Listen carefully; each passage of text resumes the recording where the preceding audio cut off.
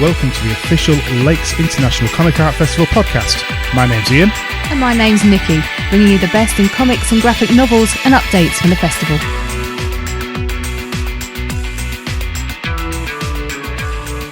Hello and welcome to the Lakes International Comic Art Festival episode 30. My name's Ian. And I'm Nikki. Batman.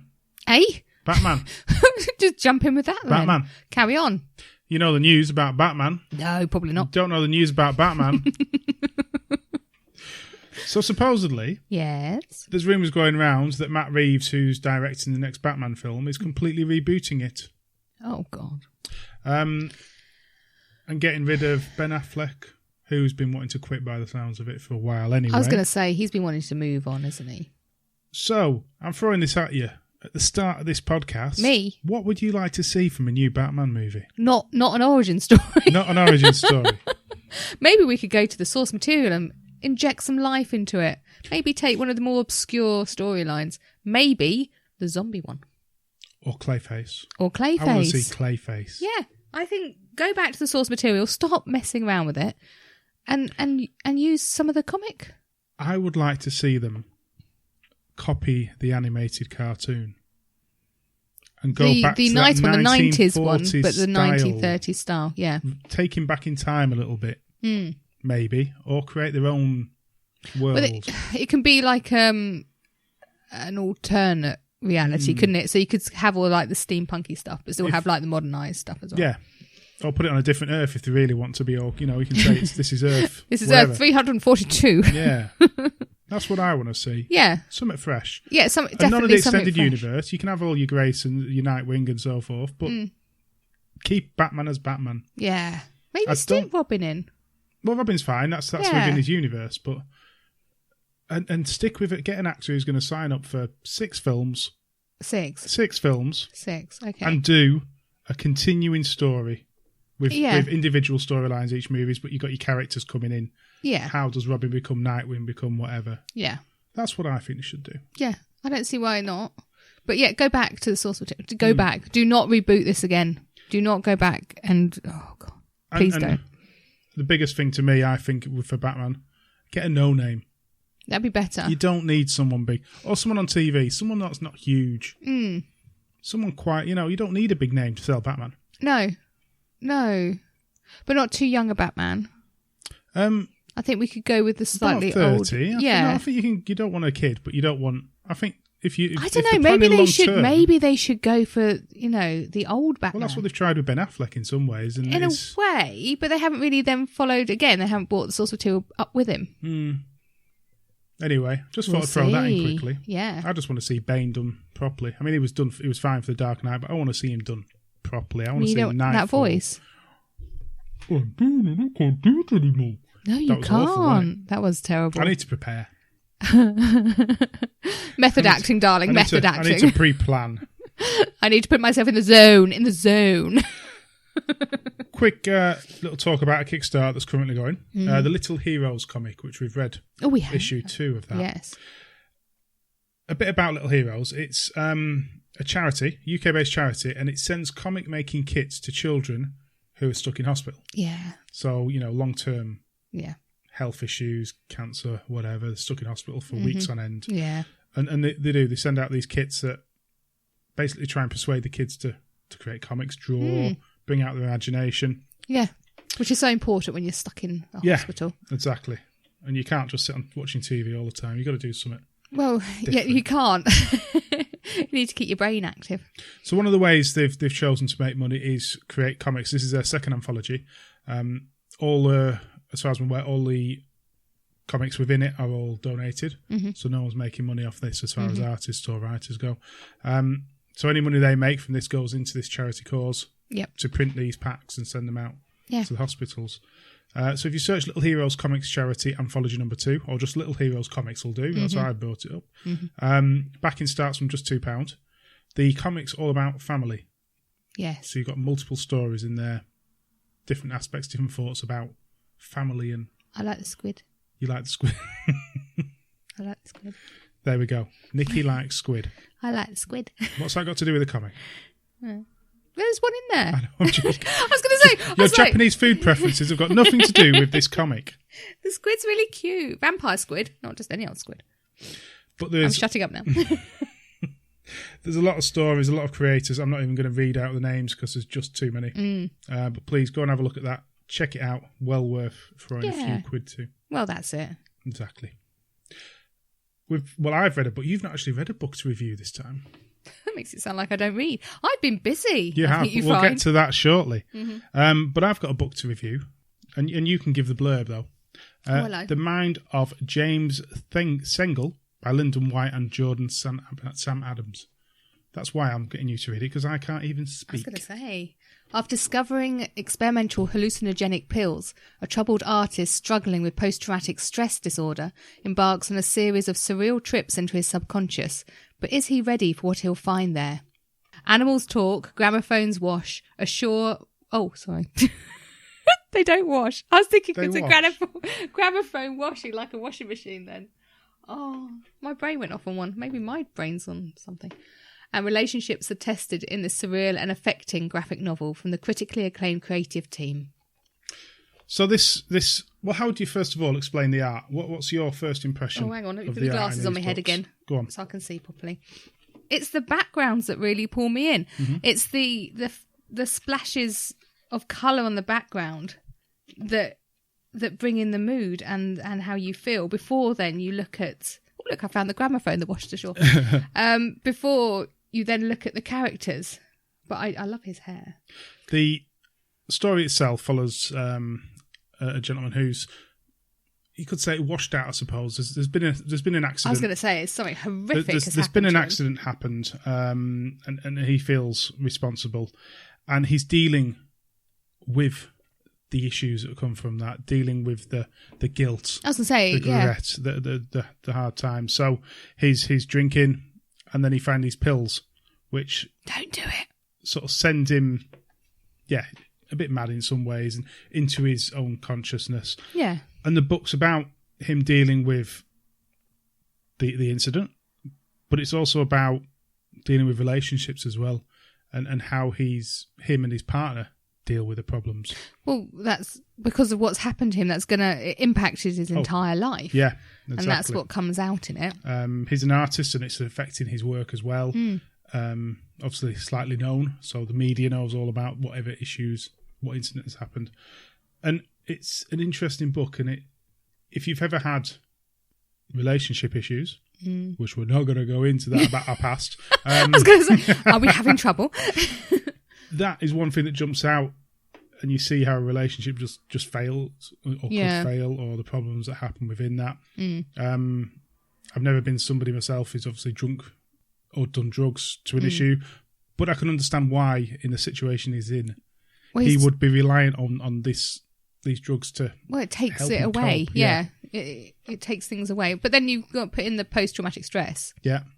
And that adds another layer. The art style perfectly suits the story being told and the way it's being told. And it's well worth reading. So check out Lyndon is probably where you're going to see the most out in. He's out about everywhere in all the cons. He is. So he's our stalker. Well worth. He's our stalker. He's been doing it longer than us. He's stalking us. He doesn't know this.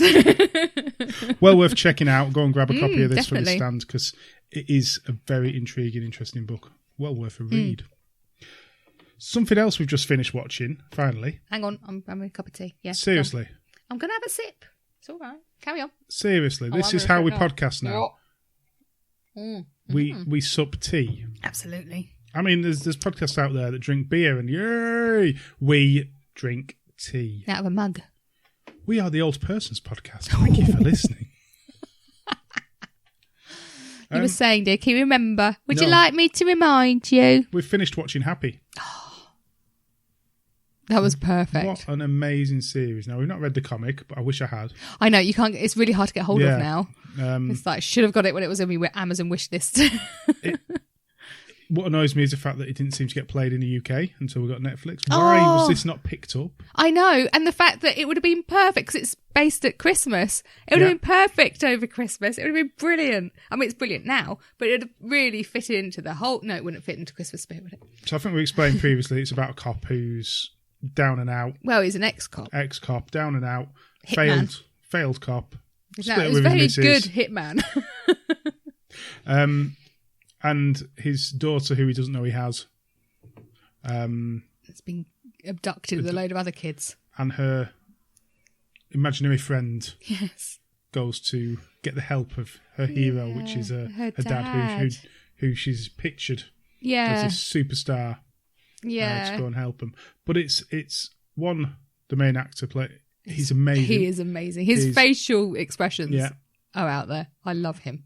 And he manages to be so likeable, even though he's a complete and utter beep. Oh, he's got a heart of gold-ish. Somewhere. Tarnished gold. Somewhere. Yeah.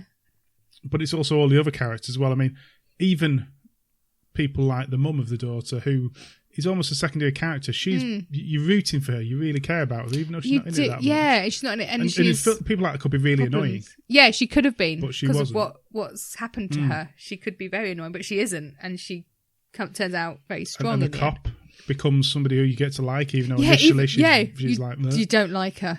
No. You don't. And the baddies are good. Yeah. Exceptionally good. Yeah. And then chuck in... I mean, you've got your imaginary friend. You've got chuck in a bit of... voodoo type thing and mad crazed killers and psychopath Santas, and you've got it all really straight out of a comic book. It's completely out of a comic book, and it keeps that energy through the whole series, doesn't it? It does. You don't bore at all. No, you want to know what's going to happen. Yes. So check it out.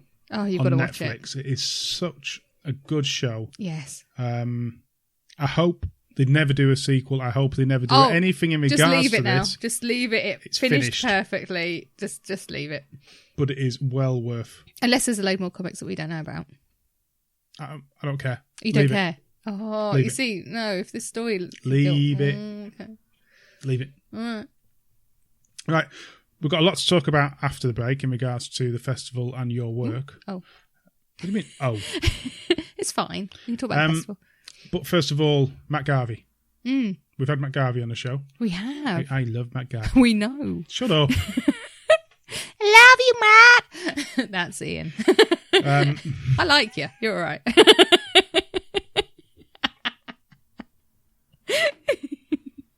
Anyway. He's wearing a t-shirt with your face on. I'm going to play this now. Mike's Mutterings.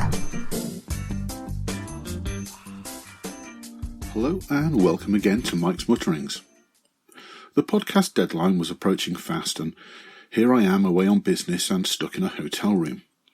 It's a very strange hotel with a 50s Hollywood style, and returning from a few drinks out, I've just had to make my way through a fake movie set that is the lobby, up a Wizard of Oz themed elevator, before arriving at what I think is a Wicked Witch of the West themed room that I'm staying in.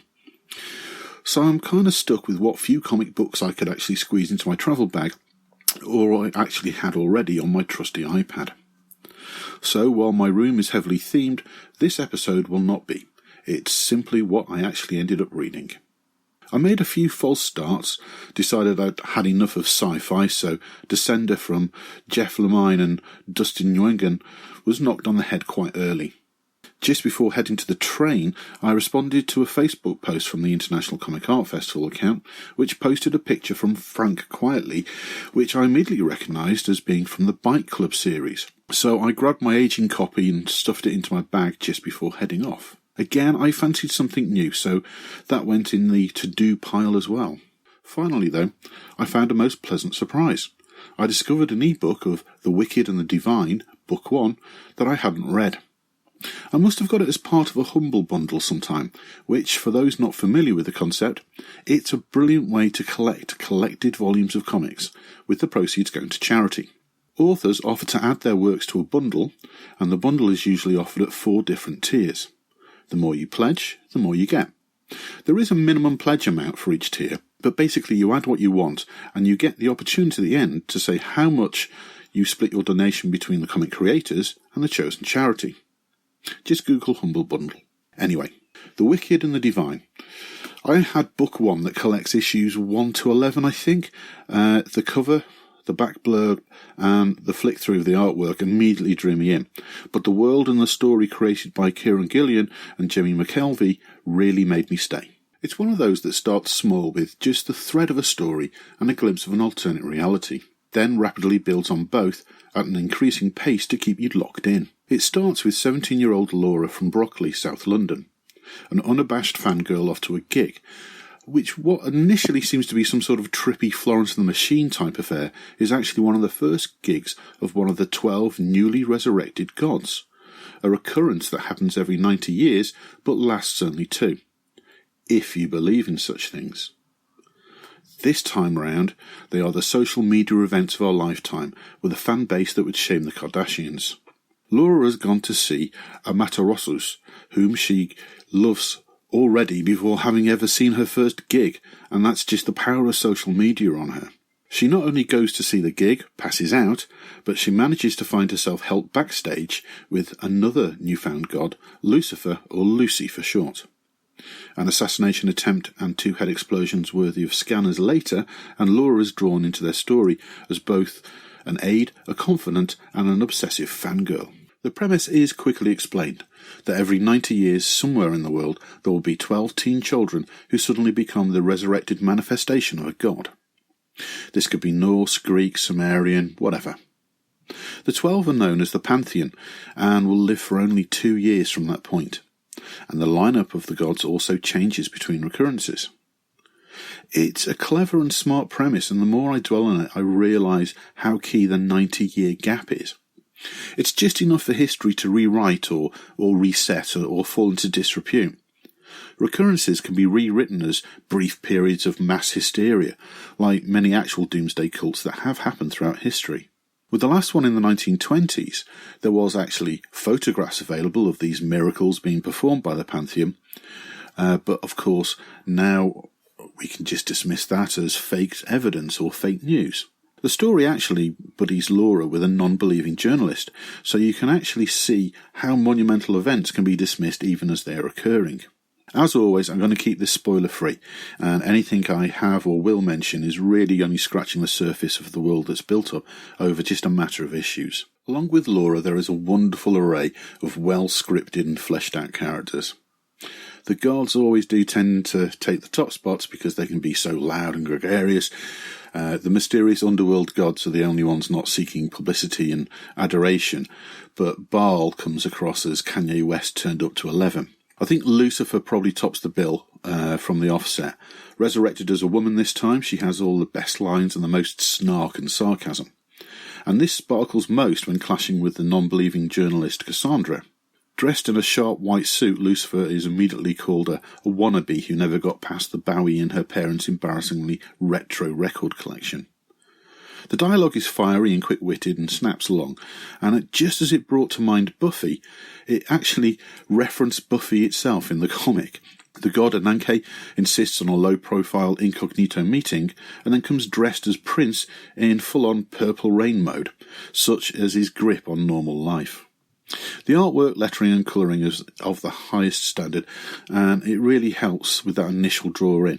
With the latest recurrence of the gods being in London, where I'm currently sitting in a hotel writing this, the artist McKelvey accurately portrays the city and key landmarks. It's weird reading a god's conversation overlooking the Excel Centre, knowing that it's just over there in real life. Well, there is just so much I'd love to say about what happens to Laura, what she becomes, what she finds out she is, but that no spoiler proviso prevents me from doing so. Likewise, I can't mention flashbacks to previous recurrences. The Wicked and the Divine is from Image Comics. It started in 2014 and is still going, and you can catch up by the trade backs up to volume 6, I think, with 7 on pre-order, or go for the hardback deluxe editions year 1, year 2 and year 3. It won a Best Comics Award in 2014 and it was well deserved. I'll leave you with a quote from the definitely not Kanye West god Baal. I've always claimed I'm a god, even before I knew I was one. Oh no, wait, that is Kanye West.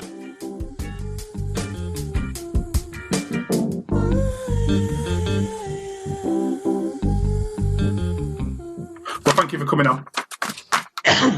My pleasure. Thank you very much for having me. No, well, That sort of fanboy, but we'll go over that in a minute. You are such a fanboy. Shut up. Shut up. Does he love me more than you, Nikki? I think he does. I think that's a yes. Fantastic. We don't tell the wives, Ian. We'll run away together. Here, there's a great convention in the lakes we need to go to. You see what it is? It's a southern accent. It's a dirty weekend. Is it a southern accent? It's a southern accent. You said you started me off, and now you're just hooked on. Now I want the more southern accent. How can you get more? No, he's definitely more Londoner than you are. I could do London. It's all right. It's all right, you know what I mean? It's all right. Oh, wow. Would you better believe it? No, I mean, geezer. Come on, seriously, though, the more I drink, the more cockney I become. Fantastic. You become posh when you want to be. I can do like the posh Radio 4 voice. Yeah. Oh. That gets you everywhere. But not in my bedroom, because I want the Londoner. Oh my God. Oh dear. Anyway, I was going to say, and the word we're looking for is anyway. We're going to continue from there, because it's always great to add those beginning bits into the podcast interview. The ones you don't plan for. Yeah. We are joined by the creator of Chunks, Devil in Disguise, and Ether amongst many comics, and his name, Matt Garvey. Hey, how you guys doing, right? Surprise! How did you get on here? I know, fantastic. I mean, do you know what? I think I've only ever used Skype about 4 times, and two of those are for 2 podcasts. One and the Awesome Comics, who I hate, especially Vince. Hate him.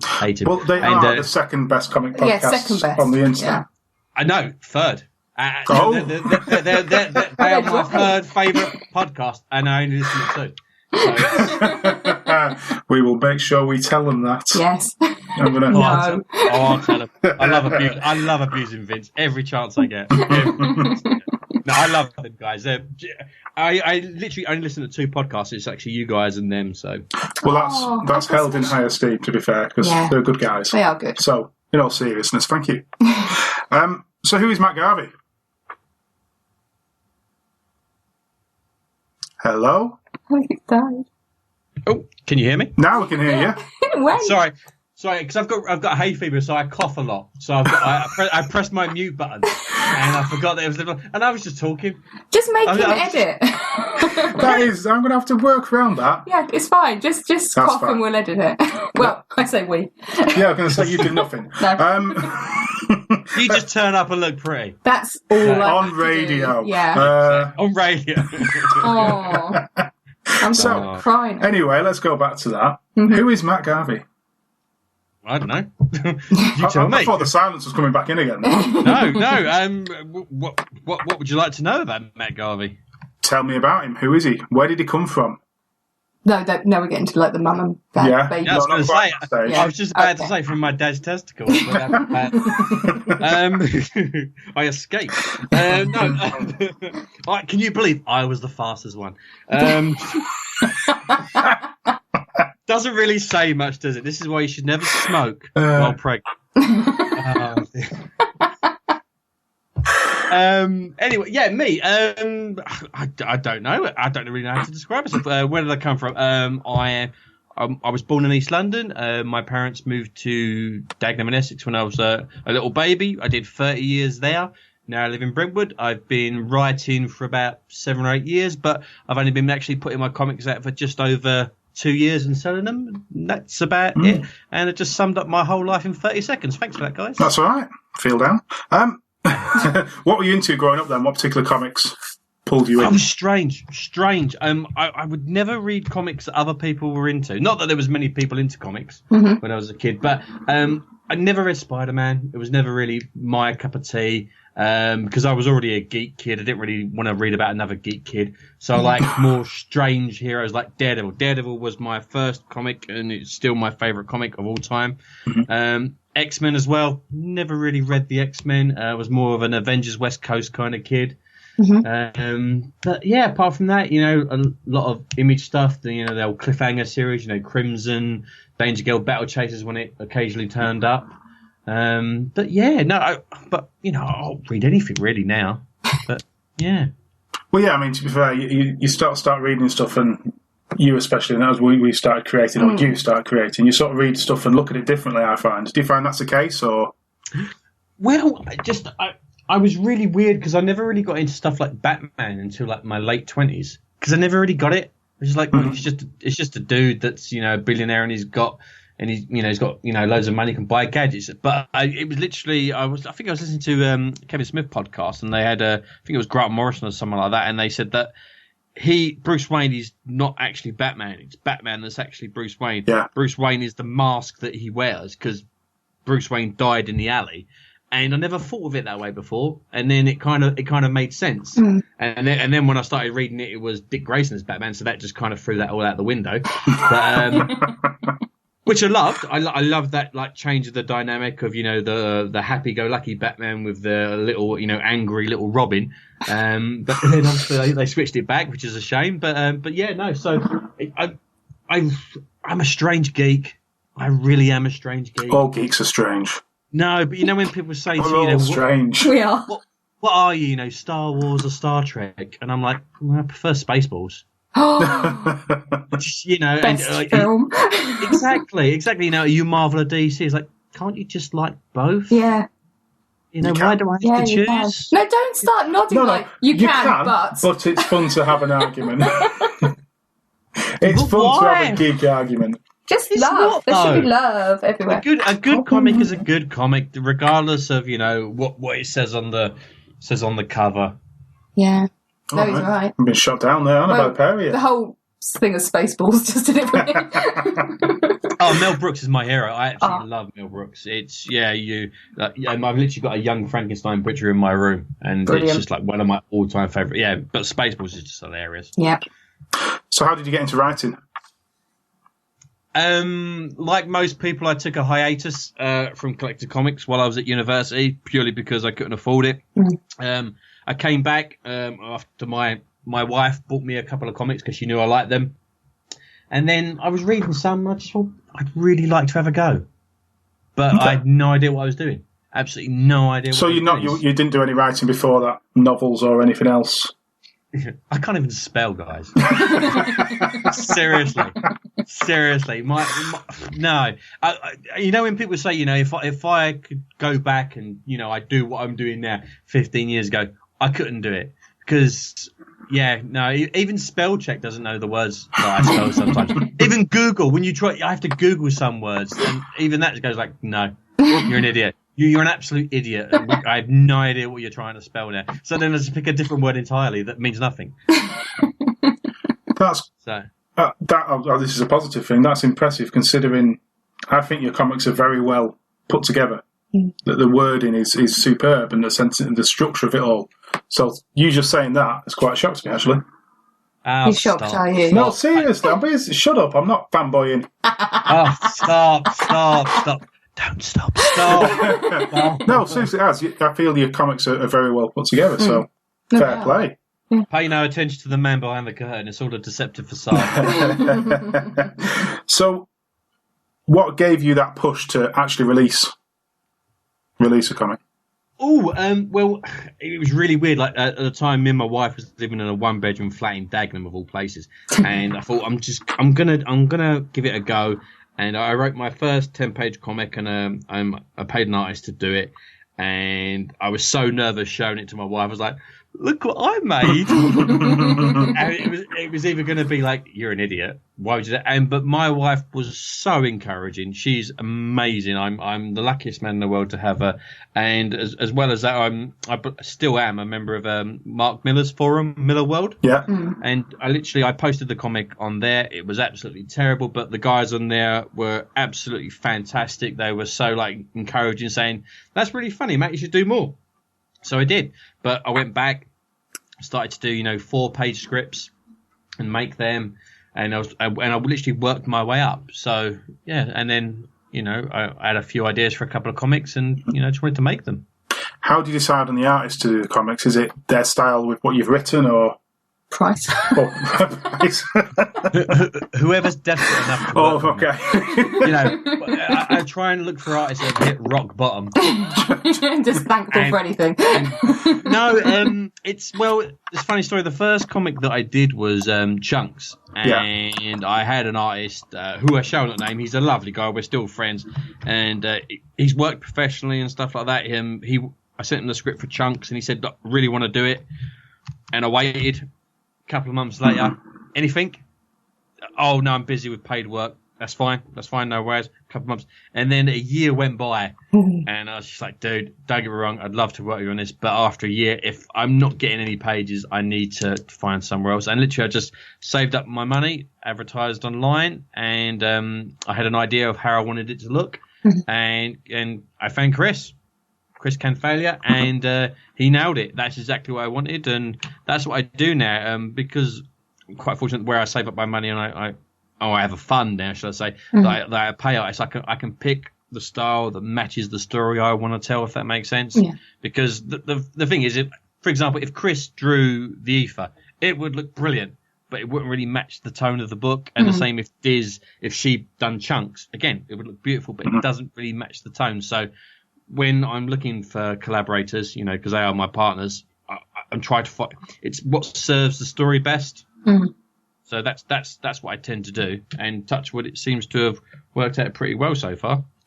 Talking of the ether, you just came out with an interesting fact before. Did I? Go on. One of the characters looks like, who was it? LaRue, I think. LaRue. Looks like LaRue. And who's LaRue? June. Oh, June from the Bill. Yeah, I didn't know this. I didn't know this until like 10, 15 minutes ago. Yeah. Anyway, completely. You must have heard the song. She had 2 songs about 7 years ago, was it? I know LaRue, but I never knew she was June Apple's daughter. Yeah, that's blown my mind anyway, because that's completely separate. The more you know, everyone. The more you know. So I love the fact that you might have international listeners, and they're thinking, what the hell? What's the bill? Yes.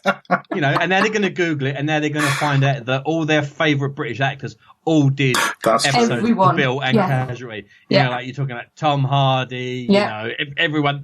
They have to do that. They have to do it. Yeah, it has to be on the CV. Yeah. Exactly. I was thinking, is he old enough to know the Bill then as well? Who? Matt, is he old enough to know the Bill? You're just making me really old there. Yes, I am. I've got a... You there? Yes, yeah, I'm just checking. So I'm just checking you go silent again. Of your comics, is it Diz? How do you pronounce the name? Dizev. Dizevez. That's not her real name, by the way. That's her artist name. Okay. So, yeah. Of the 2 comics you've done with her, I've got to say they are the ones that blow my mind. That her art is absolutely stunning. I agree. Yeah. When can we see more? She, bless her, is working on Ether issue 2 as we speak. Excellent. So hopefully soon. Because how we met again, it was through the Miller World forum. So if you go to her Tumblr, you will see that she does these brilliant covers of like superheroes, but with like celebrity faces. So she done a Channing Tatum Huck image, and she done an image of The Rock as Black Adam from Shazam. And literally on the forum, I just joked, if you ever want to do a cover, let me know. And she emailed me back within like 5 minutes and said, yes, please, I'd love to do a cover. Cool. And she did the cover for Transfer. And I said, we can do a couple more if you want. And she went, yeah, okay. And she said, how many issues is it meant to be? And I went, well, it's only 4. She went, I've kind of roughed out 12. It's like, don't get me wrong, I'd love it to go to 12 issues, but I'll be lucky if I can get 4 out of this story. But I said, if you ever want to work on a comic together, let me know. I had an idea for the ether. I was still finishing it because I didn't have the twist yet. And then I came up with the twist, and then she hit it. That was her first ever comic. So she's amazing. I'm very lucky to have such an amazing collaborator. Yeah, no, love it. Work with. Look forward to them. So yeah, more coming soon. Excellent. So one of the things that you jump out for to me on Twitter is the way you publicise your work and the publicity around it, and the way you talk about. You are definitely a Twitter whore. But also the way you talk about your convention work as well. What's your secret, or what rules do you abide by when you're selling your comics? I know some people think I'm talking out of my arse when I say it. And I'm really not. I'm still relatively new to Comic-Cons. I've done 6 in the last 2 years. That's all I've done. It feels like you've done a lot more. Just again because of the Twitter. He's blagging it. Yeah. I'm blagging it. I'm talking complete beer. But I did my first one 2 and a bit years ago, and that was MCM in May. And when I got there, I had no idea what I was doing. I've never done it before. The only Comic Con I've ever been to was Kapow about 8 years ago. Mm-hmm. So I've never really, been around that community or anything like that. And for the first hour and a half, I was like a deer in the headlights. I was scared to talk to anyone. And I thought, you know what? I'm here. Just talk to people. And it's like asking a girl out. Initiating conversation is half the battle. Mm. It really is. And the weird thing about Comic Cons is people are there to buy comics. So selling at Comic Cons is easy. And I'm not showing off, and, I'm not teaching people how to suck eggs. It's that all you need to do is, one, stand up. Yeah. You're sitting at your table on your phone. People are just going to walk past you because every time someone walks past you, that's a miss out. Yeah. Again, don't be on your phone. If you're on your phone, you don't look interested. Mm. So why would I want to buy a comic for someone that doesn't look interested? It comes back to customer service. People want someone to not so much make a fuss of them, but make them feel, welcome, and just have a chat, and if people make eye contact, always just say hello. If they say hello back, I just say, feel free to have a look because I have my comics open on the table. Mm-hmm. And if they come over, I literally run through the pitch for each one, which takes about 30 seconds, and let them have a read. And if I'm doing a deal, which I usually am, 9 times out of 10 they buy it. It is really that easy. It's not. I don't understand how people make it so hard. I really don't, and I'm not insulting other people or anything like that. I'm really, really not. Even at small conventions, that I've done where the footfall's not that big, I still walk away with selling like 50, 60 comics for a one-day con. Mm. It just. Yeah, and I'm not doing any. I'm not reinventing the wheel. I'm just having a chat with people, talking comics. It's, but I mean, the reason why I asked that is mainly with Nikki about to do her first one in a few weeks. So, I just thought low cut top, lean over. Yeah. I tried that. Did not work. Right. Did not work. I was going to go for the sweets in a bowl as well. Sweets in a bowl. Did that at my first con as well. That worked. I'll just smile and talk to everyone. Smile and talk, and have your comics at a good price. Oh yeah, they are. Yeah. I mean, there's a reason why my comics are £3 each. Yeah. I don't make a lot from them. It costs me, like a colour comic costs me around £2 to make. I make £1 a comic, which is not a lot, but it's enough because at the moment I'm not here to make money. I'm here just to, build my readership and, get as many comics as I can. And the reason they're £3 is you could buy 3 comics from my table and still have £1 change. Yeah.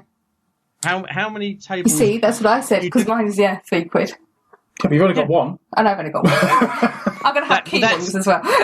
That's the you want the change. I didn't do my first con until I had 4 comics ready.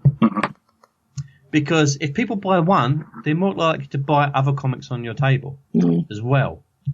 And I was doing like a special deal where I was giving away, what was it the first one? I gave away a free mug. I made some mugs, and I gave away a free mug to the 10th person that bought all 4 comics on my table, and then I did it for the 15th and the 20th, and it was just a little bit of an extra incentive for people to buy more because we all love getting something for free as well. But you. Honestly, Nick, if as long as you're standing up and you're engaging with people and your comics look decent, they'll sell. It's not rocket science. It really isn't. I swear to you. And that's just useful for everyone, I think. And we do. I must admit, we walk around conventions, and people are sometimes just sat down. Yeah, it's really frustrating. You just kind of walk past, don't you? Because they also lose us wanting to interact and interview and promote their work as well. It loses everything. So yeah. Completely right there. Unless you're an artist, and then you should be sketching because that brings people over because people automatically want to see what you're doing. Yeah. But if you're the writer or you've got no commissions to do, for the love of God, stand up. I did MCM week before last, and they are long days. And I swear to you, I did not sit down for 3 days. My feet were killing me. I was in a lot of pain, and because I was lucky enough to be invited to do a talk at Staffordshire Uni in February, and I was talking to the students about this is what I do at a Comic Con, and they were there, and they were on the same aisle as me, and they were watching me, and they said we were keeping an eye on you to make sure you don't sit down. And I was like, did I? And they went, no, you didn't, did you? And I was like, No, I don't lie. I try not to lie to people because it's like you got to practice what you preach. Because there's no point me saying that I do this and do this if I don't do it. And I always say to people, if you see my phone in my hand for longer than 30 seconds, if I'm not doing a sale, slap it out of my hand. Because the only time I'm looking at my phone is one, if I'm using my little PayPal, contactless thing to take a sale, or I'm checking the time because I don't wear a watch. That's it. But you'll be fine. Which con are you doing? It's Mac Power, isn't it? Yeah, I'm doing Mac Power, Macclesfield. Yeah. So it's only a small fed, so a good one to start with. To break me in. Yeah. I want 30 from you. I want you to sell. We've got to get them printed first. But do you know what? It's always good to have a target as well. Yeah. Because it drives you. I was thinking more 3, but yeah. 3 an hour. 3 an hour. That's doable. That's one every 20 minutes. You've got to report back to Matt once done. Yeah, no, I want sales figures. It's what you do. 3 an hour. You can sell 3 an hour. You're the only one I've seen actually who puts up there what they sold as well, which is quite interesting. Because I'm showing off. Well, yeah. Well, fair play. No, I don't. But no, you don't. To be fair, you do say sometimes, look, I didn't sell as many as I would have liked to, so it's not just showing off. No, it's good. You know what? Because a few people ask me how to go, and I'm very open about what I do. And I had for MCM, I had a target, 300, and I was nowhere near that. But I just put up what I sell because that's how I monitor myself. So. Yeah, but it also, it might not help everyone. To me, it's really interesting, and it gives good advice. Twitter for me is just thinking out loud, though. Yeah. Take no notice to half the stuff that I put on there. Oh no, don't worry. It's either that or I just go insane because when you have like a thought rattling around your head, and sometimes it's easier to get it out there. So that's what I use Twitter for. So what do you want to achieve from your comics? Because you say you're just there trying to get your name built up at the moment. What's your plan at the end of this? It's changed. It really has recently. Don't get me wrong. I'd love to work for the big two, and I'd love to get paid to write characters that I've read ever since I was a kid. But for me, I'm just happy doing my own stuff. If I never ever break in, it doesn't really bother me because I'm not doing what I'm doing to break in. I'm doing it because I'm like telling the stories that I tell. That's all I want to do. I've got ideas in my head and I want to make them, and people seem to like them, so I want to make more. And as long as I cover my printing costs, I'm happy doing it. I'll do it as long as it keeps being fun. As soon as it stops being fun, I'll stop because there's no point doing it. But I just love making comics, believe it or not. I've got no delusions of grandeur about what I'm capable of or where I'm going to be. But if Amazon do come knocking, I've got 6 titles, so I'll be your next Mark Miller.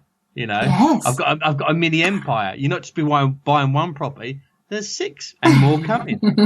There's method to my madness. Mm-hmm. Well, I think the quality is there. Oh, definitely. Yeah. I don't see why you can't tell, or you don't know what they're looking for, but it's there. Someone should snap it up in mind. Mm-hmm. A lot of the time, it's being in the right place. Yeah, at the right time. I'd like to think if Twitter was around when people like Brian Michael Bendis and Mark Miller were starting out, they would be using Twitter like I use it. To bang your own drum and make as much noise as you can, and try and be helpful to other people. And just promote comics because we were talking about before about me not being able to spell, and I'm genuinely serious. I cannot spell, but if I can make a comic, anyone can.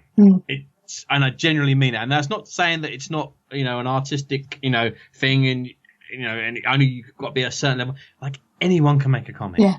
And I genuinely mean that. It might not be any good, but everyone, it's not hard. It's like, especially writing, it's so formulaic. You're just breaking the story down. And as long as you write it in a way that an artist can decipher, you're going to make a comic. It is that easy. So go make comics. My turn. Dude, seriously, you can. I'm just Nikkis' manager. Yeah. That'll do me. That's what my wife says about it. Should I not be on this podcast? I am your manager. Totally. She is the brains of the operation, I'll be honest with you. She really is. Yeah, Ian isn't, but he's all right. Oh, sod off. So what would be your dream comic if you had a chance to do anything? I did it. I did it. I about 2-3 years ago, I always wanted to do a Swamp Thing story, so I just did it. Okay. and I wrote it, and I got my friend Phil Buckingham. I paid him to do it, and I did a 20-page story. She's like, brilliant. It's done. You know, as long as as long as you're not trying to sell it. I was going to say, get it on sale. I mean, I've got ideas, and a few of them that I've adapted into other stories that I'm telling through, you know, my own characters and stuff like. Well, prime case of example. My wife and I went to see Alien Covenant last year, which. Oh dear. Yeah. Let's be honest. It's not the greatest of films. No, it's not. You know, and there's no disrespect to anyone that was involved in it, because I'm sure they did the best they could, and you know, unfortunately, it didn't really hit with audiences. I can make it better. I'm just saying. But I was sitting there and I was thinking, do you know what? I could write a decent Alien story. You know, but then you've got to kind of think, well, I'm gonna park it, because unless Dark Horse want it, you can't really do it because there's a licensed property. Then about 4 months ago, I went, well, I could just change the creature. Yeah. Yeah. It doesn't. And then it could be a create your own one. So I wrote it in like 2 days, and I found the artist. A really nice chap called J. Francis Totti, and he's working on it now. so, but you know, if I had to, I don't know. Put it this way, you've read my comics. What characters do you think I'd be best suited to? Oh, now you can't put it back on us. No, you can't. No, do you know what? I genuinely think. I mean, I'd like to do Howard the Duck, if I'm honest. Okay.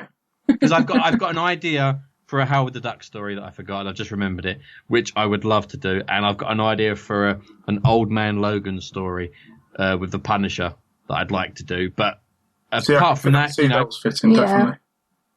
But go on, put it out to you. What, from reading my comics, what would you think that would be a good fit?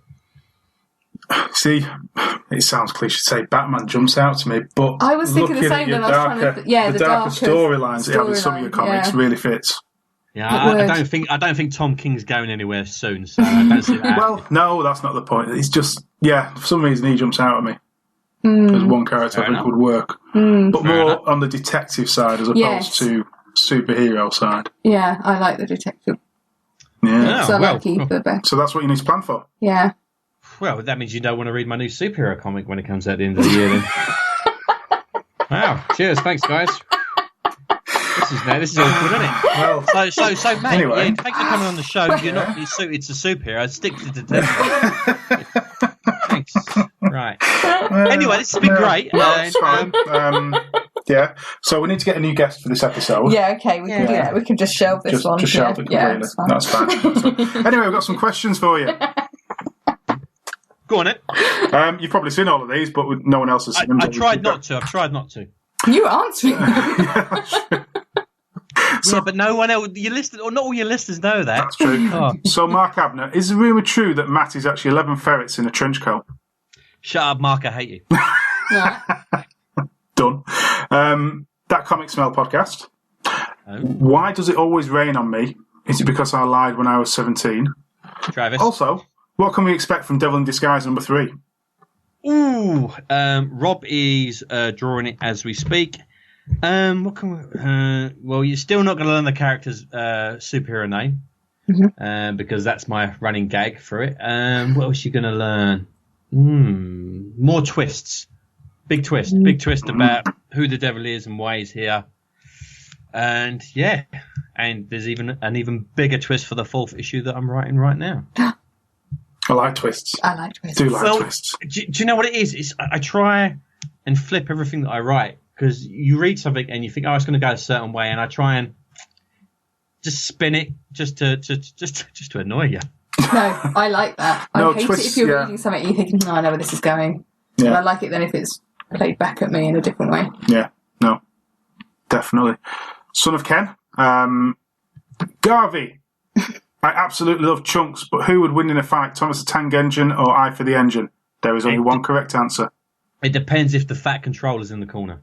If the fat controller's there, Thomas all the way. It's always Thomas. No, because I for the Engine's got a dragon in the boiler. Thomas. Am I showing my age now? Yes.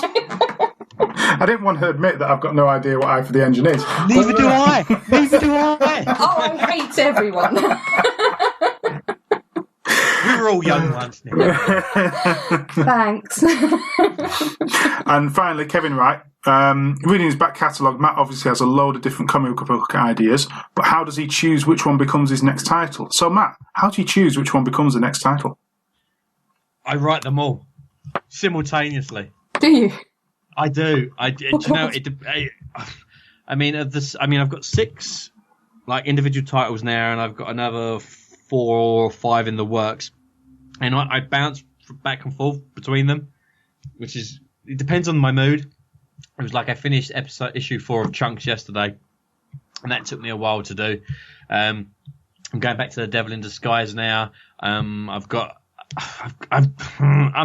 have so many ideas, and as long as I've plotted them, I can pretty much knock out a script in a day or so. Mm-hmm. So I can write them all, as long as no one breaks my fingers.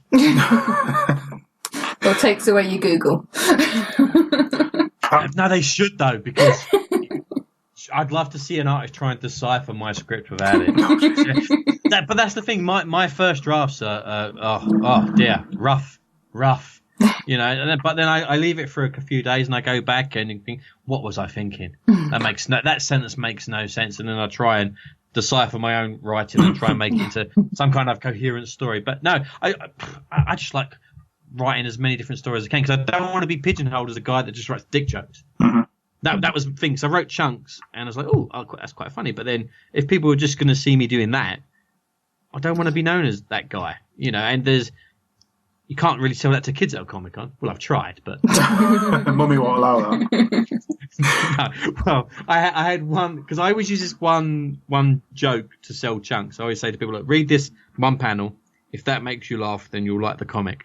And there was this teenage young lady and her mum, and they both read it, and the mum just looked at me and she went, I should admit to knowing what that is, should I? And I went, yeah, you do. You're filth. You know what that is. Well, I've noticed as well you're quite open about doing rewrites. Oh, God, yeah.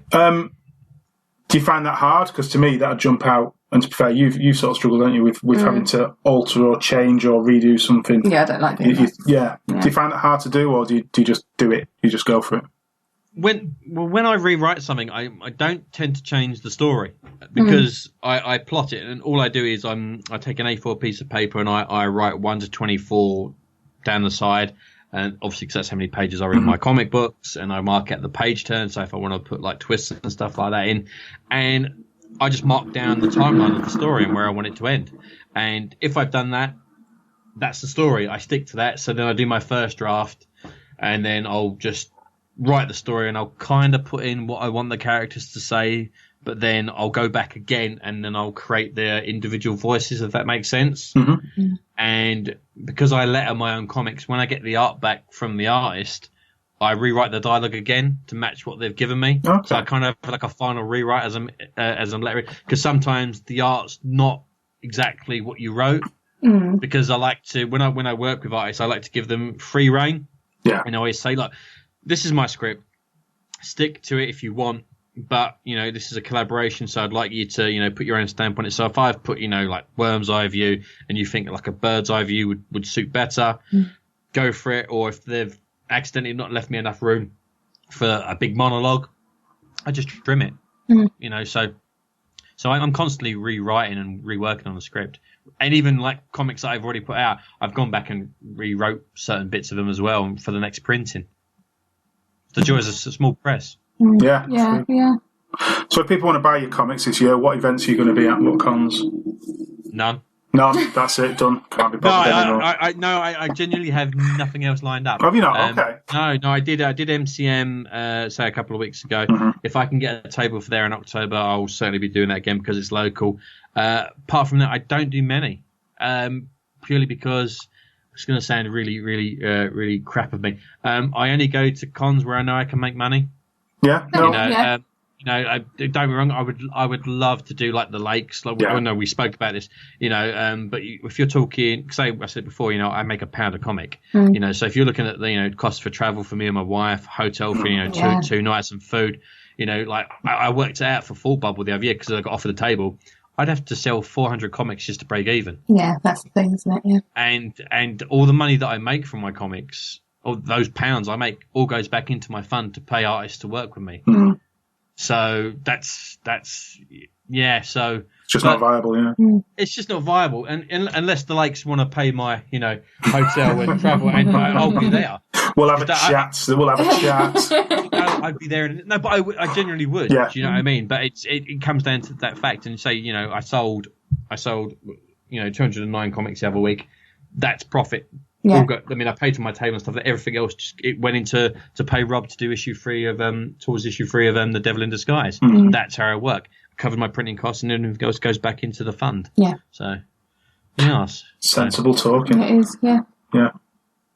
I'm not sensible. Don't make me out. Sensible guy. Yeah, very sensible. Very businessman almost. Like Alan Sugar.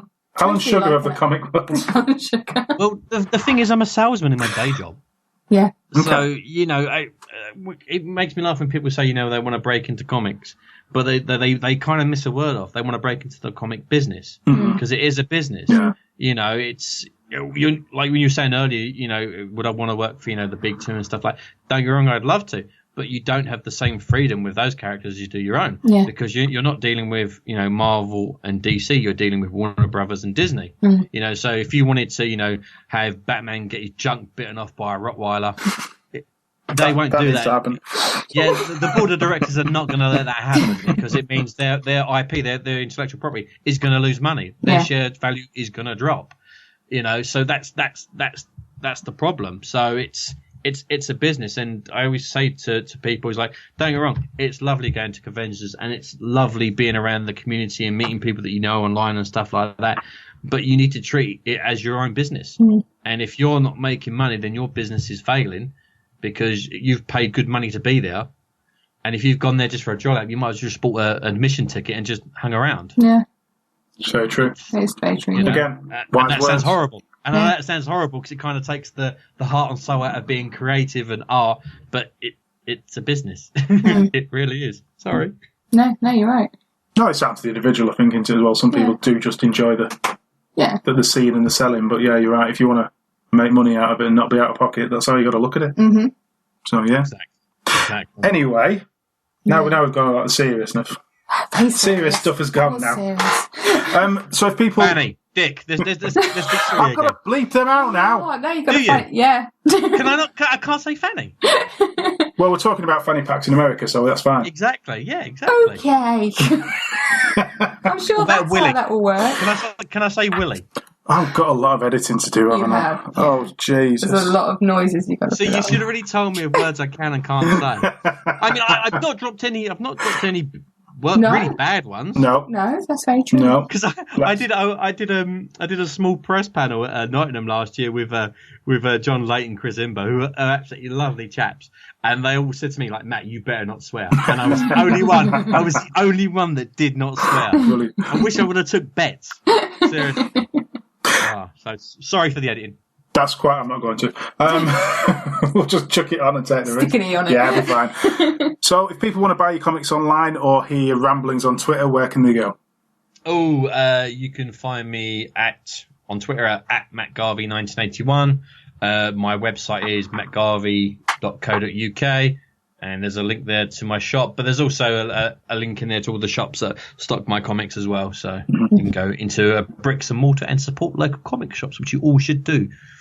If only we had one. Yeah, I was going to say, if we had one, we would. Yeah. Anyway, thank you very much, Matt. Is that it? That was absolutely brilliant. I can go on forever. I feel like I'm cheating your audience. If you've got a quick story to tell them, go ahead. Oh, yes. What do you want to know? Oh, you see, again, he throws it back on us. I know. You're meant to be interviewing me. I've done the blooming interview. He's folded up his piece of paper and everything. I'm out of questions. God, how big was that piece of paper? Napkin size? God. You know Piers Morgan, I tell you. I thought he was going to get to the core of Matt Garvey. What, the The depths, the deep depths of Matt Garvey. We need to. Oh, then plumb those depths. It's getting saucy again, isn't it? It's going deep. Just Phil. Cool. No, seriously, thank you so much for having me on the show, guys. No, thank you. Thank you.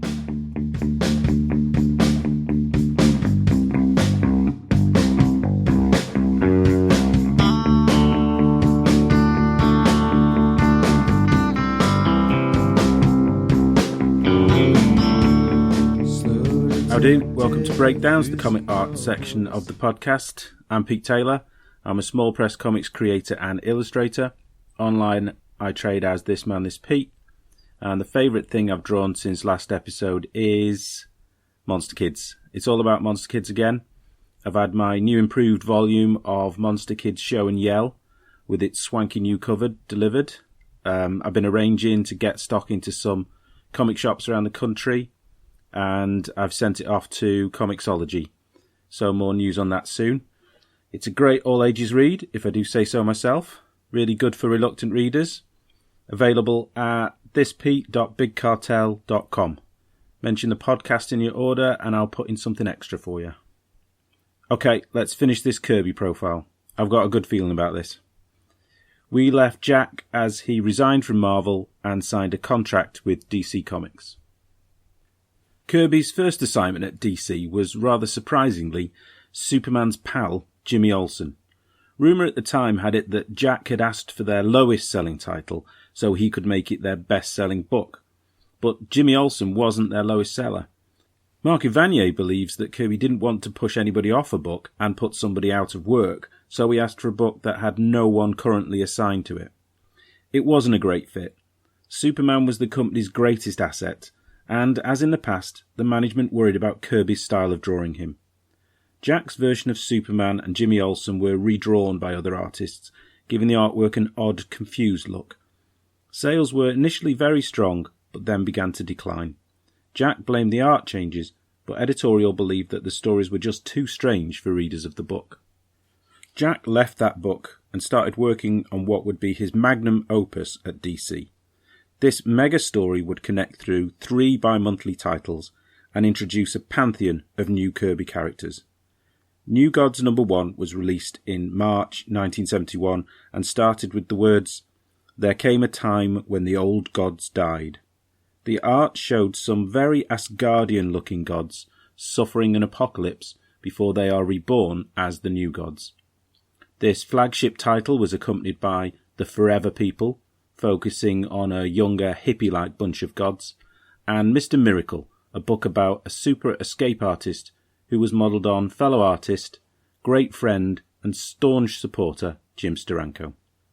The interconnected series was a vast, sprawling saga filled with gods, monsters, machinery, and death on skis. Jack's plan was to introduce the concepts and then let other creative teams take over so he could move on to other ideas. But Infantino wanted him to stick with them, so they became more personal and intense, eventually becoming known as the Fourth World, although no one's sure why. Similarities can be drawn between Star Wars and the New Gods. Orion battles his evil father Darkseid with the help of the Source, while Luke Skywalker battles Darth Vader using the Force. Jack didn't feel his concepts were stolen by the blockbuster film, but felt frustrated as it proved his ideas were worthy of being made into movies. Just when Kirby was confident his books were finding an audience, DC increased the cover price on all their titles from 15 to 25 cents. Things weren't helped when Marvel undercut their prices to 20 cents. DC sales dropped significantly. After a few months of decreasing sales, DC gave in and dropped back to 20. Most of the line recovered, but Jack's didn't. His storylines were too involved, and if you missed a couple of issues, it was difficult to pick back up. Jack's 3 core titles were cancelled in 1972. He described the day he got the call as one of the worst of his life. But we know there's no way of keeping Kirby down. He bounced back with 2 new titles, Kamandi, The Last Boy on Earth, and The Demon. Kamandi was Jack's take on a post-apocalyptic world navigated by a young human hero and populated by strange animal men. DC's management was in a spin. They demanded more and more concepts to try and hit on one, that could stop Marvel dominating the newsstand. Jack delivered OMAC, which stood for One Man Army Corps, one of the ideas he had while at Marvel but kept to himself. He even reteamed with Joe Simon on The Sandman. He joked with Roz during this period that he'd jumped from a slave ship and ended up on the Titanic. The book he identified most with during this period was The Losers. Set in World War II, it starred a group of characters who'd previously had their own series. Jack didn't exactly agree with the premise of a bunch of soldiers plagued by bad luck, but it was a chance to plunder his vast supply of real-life war experiences. A little side story here with an often mentioned character in our story. Marvel founder Martin Goodman.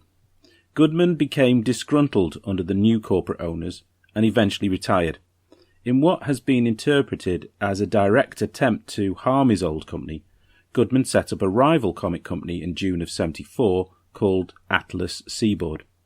Unusually for him, he offered high page rates and improved creator rights, and attracted top talent such as Neil Adams, Alex Toth and Wally Wood.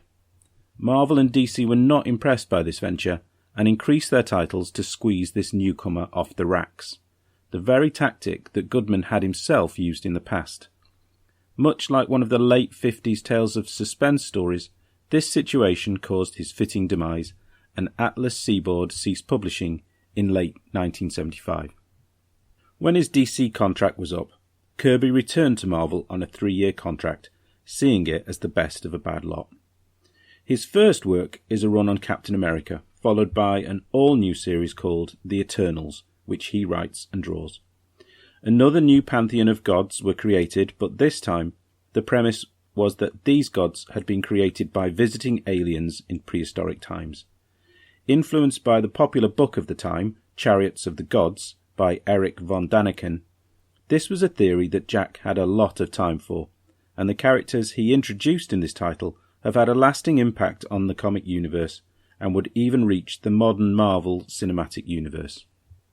He adapts Kubrick's 2001 A Space Odyssey into a Treasury-sized special, which spins off into a comic series of its own. Late 76 sees him start a new Black Panther series, but despite pleas from Marvel editorial, all of these stories were isolated in their own worlds and didn't interact with the larger Marvel universe. Jack was back, but he wasn't fitting in. An article in the Comics Journal, a critical magazine devoted to the industry, reprinted letters from unhappy readers of Jack's titles and behind his back scuttlebutt from Marvel staffers. What If number 11 was one of his last comics to be published by Marvel in August 1977, entitled What If the Fantastic Four were the original Marvel bullpen? It was an affectionate tale featuring Stan, Jack, Mary Severin and production chief Sol Brodsky in the lead roles, but editor Roy Thomas remembers working with an embittered Kirby. Thomas was supposed to write the story, but Kirby took it over. Jack knew that since changing his name to Stan Lee, Lee hated being called Stanley, but still he lettered Stanley in every word balloon, forcing Lee to read and ask for them all to be changed. Thomas recalls that Kirby was a nice enough guy, but there was a lot of hostility in him, especially to his current and past partners. Kirby's contract expired in April 1978, and he decides not to renew and instead focus on a new and more lucrative career in animation. Throughout the early 80s, he works as a storyboard and concept artist, particularly for Ruby Spears Productions, on cartoons such as Thundar the Barbarian. Jack was well paid and received health insurance for the first time in his career. In 1982, DC struck a deal with Kenner Toys to produce a range of action figures entitled Superpowers. DC publisher Jeanette Kahn approached Kirby with a plan that would enable him to participate in the arrangement. Jack would redesign some of the characters for the toy line, he would receive credit in comics for his creations, and he would collect royalties for their use. New Gods, that series so close to his heart that was abruptly cancelled in 1972, would be reprinted in a prestige format, and Jack was also given a graphic novel to tie up the epic. It was a very generous offer, and Jack and Roz were very pleased to accept it. And Marvel? Well, their offer wasn't so generous. We have to go back a little bit to the mid-70s, when the Copyright Act of 1976 was a big shake-up to the big two comic companies. It brought into doubt the work-for-hire rule that Marvel and DC relied on to secure their ownership of their characters. Work-for-hire was understood to mean that by accepting payment, the writer and artist was signing over ownership of any characters that were created in the work produced. It was typically stamped on the back of the creator's paycheck, but this wasn't thought to be enough under the new copyright, and a lot of the companies didn't even keep copies. Marvel was using the original artwork produced by artists as leverage against them. If the artist signed a one-page release form stating that Marvel owned the copyright to the work, their artwork was returned. Jack had been asking for his artwork back for some years with no luck. In August 1984, Marvel sent Kirby a 4-page release form containing excessive stipulations, including terms which denied him the right to sell the pages and giving up all present and future royalties. If he signed, he would have 88 pages returned to him, less than 1% of the total number due to him. Oh, and Marvel could claim them back at any time. Jeez. Jack refused to sign. It became an industry cause, with many creators and publications being very vocal about Marvel's treatment of Kirby. It took 3 years, but eventually the bad press and pressure from fans and creators forced Marvel's hand. In May 1987, Jack is sent the standard form sent to other artists, and after signing it, he is sent approximately 2,100 pages. Still a very small percentage of the estimated 13,000 pages that he drew for the company. So where did the rest go? As I briefly mentioned in the Eisner profile, artwork was not considered valuable to the companies before this time. DC actively destroyed artwork in the early 50s, convinced it could aid artists to make a claim of ownership against them. Rumours abound of Marvel gifting pages to visitors at their offices, as well as steady pilfering by office staff. I've heard stories of one big-name artist taking pages from the stat room to pay off his gambling debts. It was Kirby's last big battle within the industry that he had helped to build. His tumultuous career and partnerships reflected his powerfully rendered battles. He stood up to hoods, took punches from unscrupulous employers, wasn't backed up by some partners and took licks because of them, but ultimately attained a position within comics that few other creators will ever come close to. Jack remained active, attending cons, receiving awards, and some of his early unused concepts were spun into a Kirbyverse series of titles by new publisher Topps Comics. On February the 6th, 1994, Jack died at home in Thousand Oaks, California, aged 77. Author Glenn Gould, in the Jack Kirby Collector 19, tells of meeting Kirby the year before he died and asking about the prices his pages were currently being sold for. I asked him what he thought of his art going for such high prices when he was unable to participate in the profits. He said in that James Cagney Meets the Thing voice, "You ever hear of a guy named Peter Paul Rubens? He drew art for a sou, and he died a pauper. Now you can't touch a Rubens for less than $2 million. Me, I drew art and made enough to keep my family fed. And if it's selling for so much, that's flattery. They think of it as fine art, and that's enough for me." I think that quote brings up a lot of the qualities that I now think of when I think of Kirby. His work ethic is something I greatly admire. He would sit at that drawing board and draw. He would draw fast and passionately and powerfully, not only to get these fantastic concepts out of his head, but to earn money and support his family.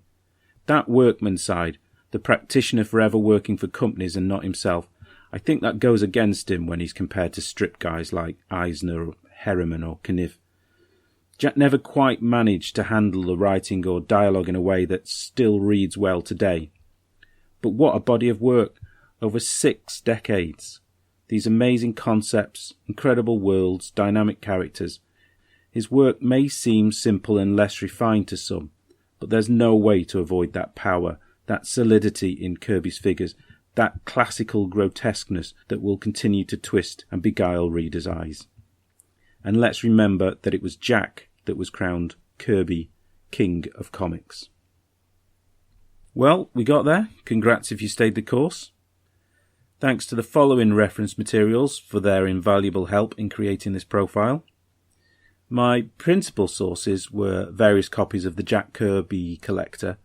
Over 70 issues strong, this title has covered pretty much every aspect of Jack's life, art and career in great detail, and often includes unpublished artwork and sketches from the King.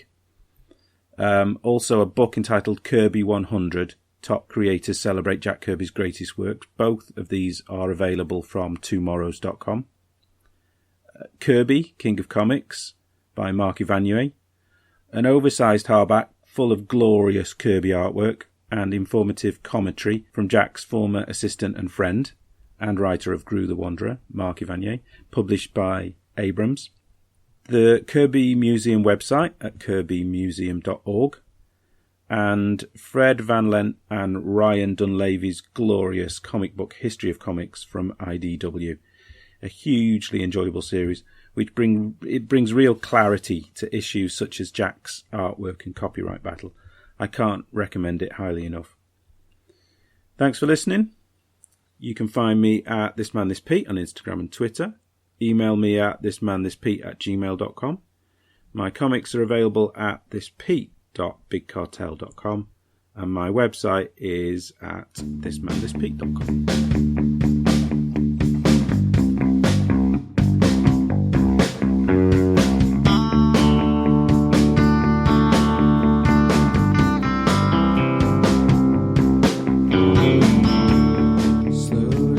Festival news? Bring it on.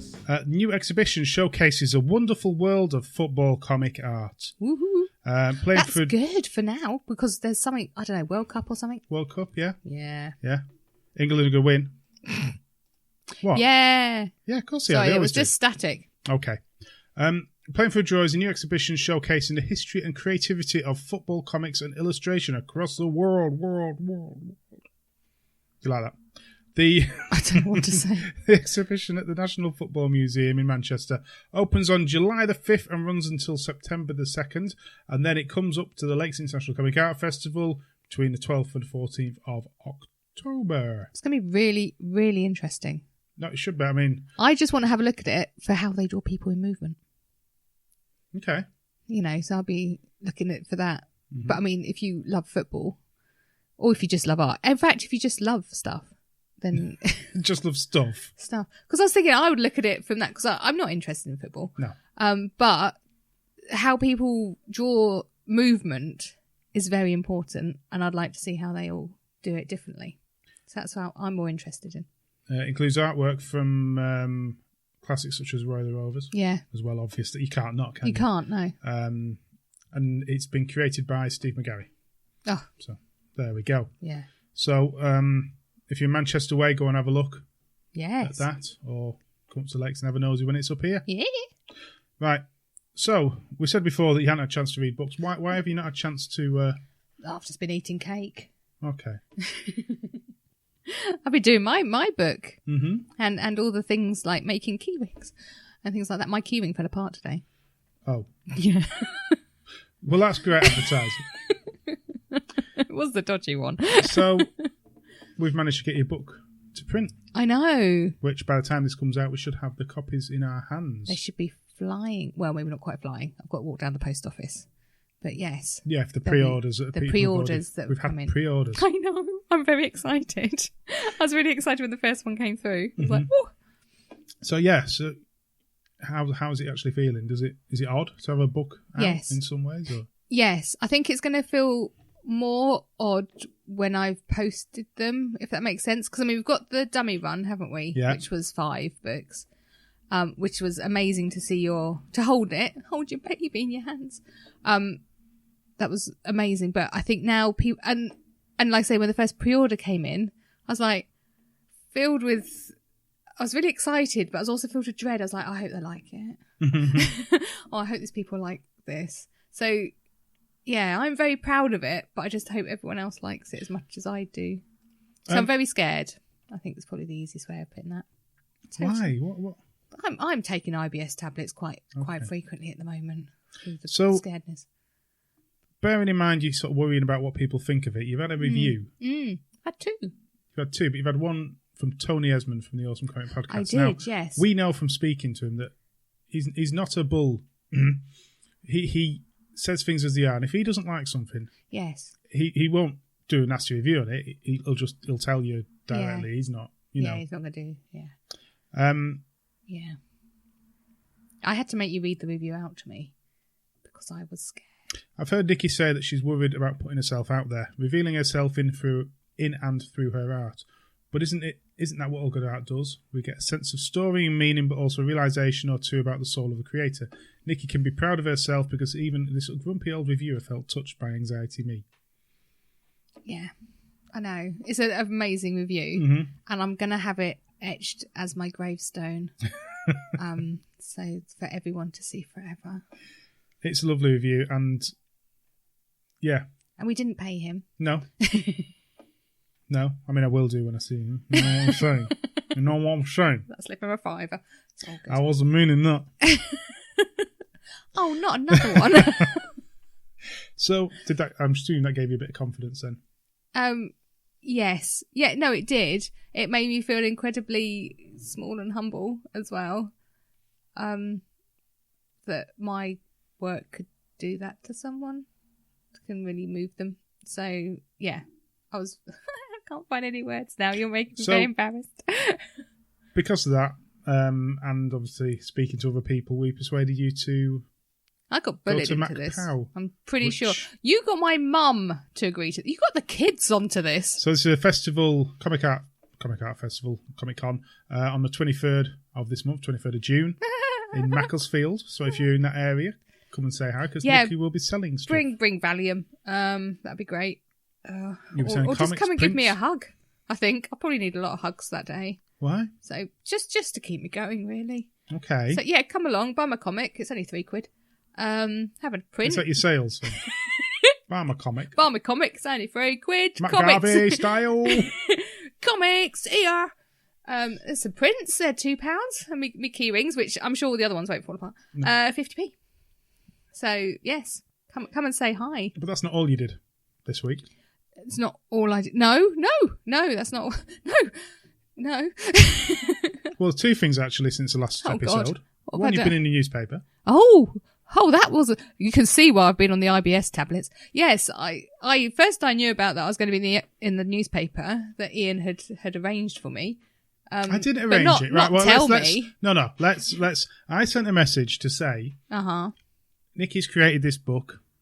It's coming out soon. Would like to give you a brief so they could think about it and have it in their minds. Yeah. I wasn't expecting the following day to then ring you up and arrange an interview. 9 o'clock in the morning. I was just eating me Frosties. And they said, can you come in? Other flake-based products are available. No, I want to be sponsored by Frosties. Oh. So, yeah, they just phoned up. It was like, from the paper, would you like to come in and have an interview today? I went, well, not today. I'm going out. So I went in on Monday. Just gone. And then by Thursday... Newspaper. Almost a half-page spread in the paper with pictures of me looking like a gurning hamster. That was lovely. So I've done that. Yeah? Yeah. And so I'm famous now, obviously. Also, you've been for a chat about... Then I went along to do my... I've been given my window. So that's for, as we said last time, the Windows Trail. Yeah. So I went along to meet her.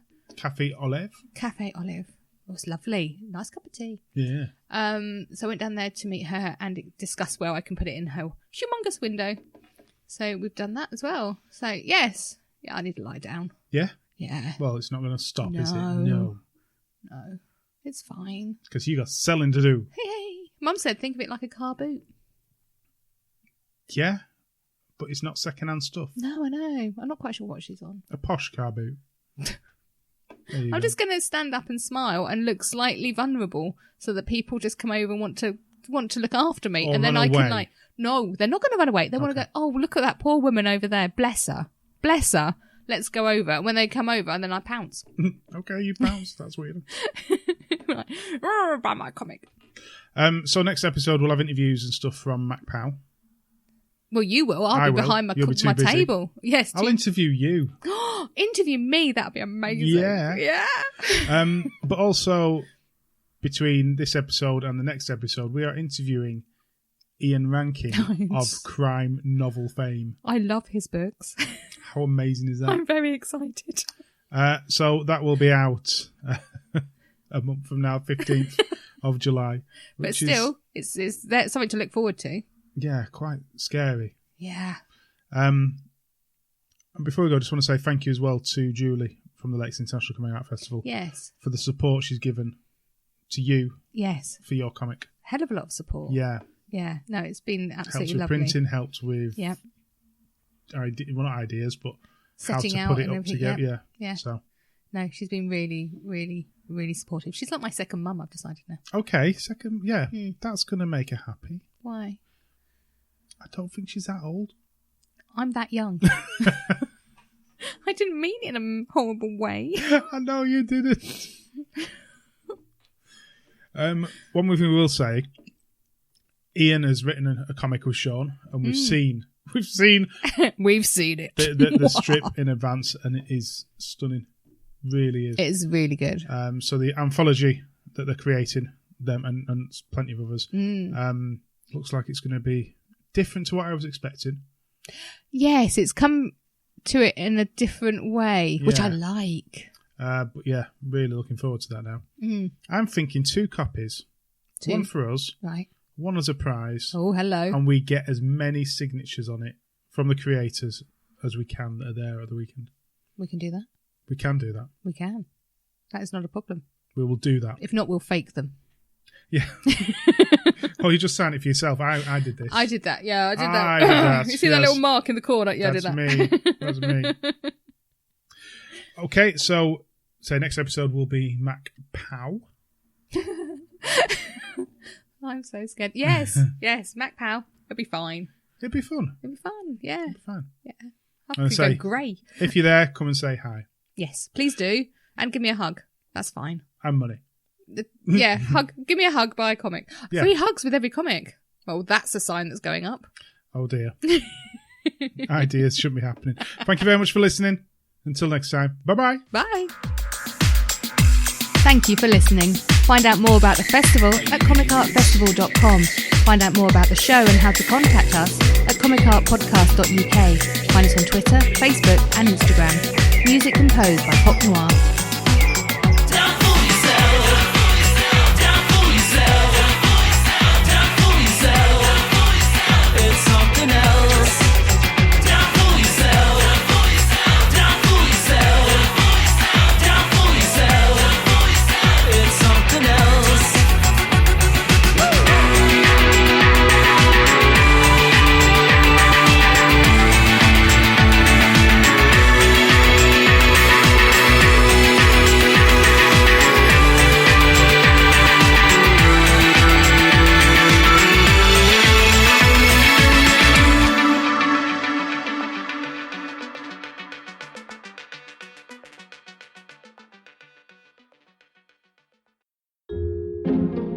This podcast is part of Britpod Scene, an independent network of uniquely British podcasts that's always growing. Check out BritpodScene.com or Britpod Scene on Twitter to find out more.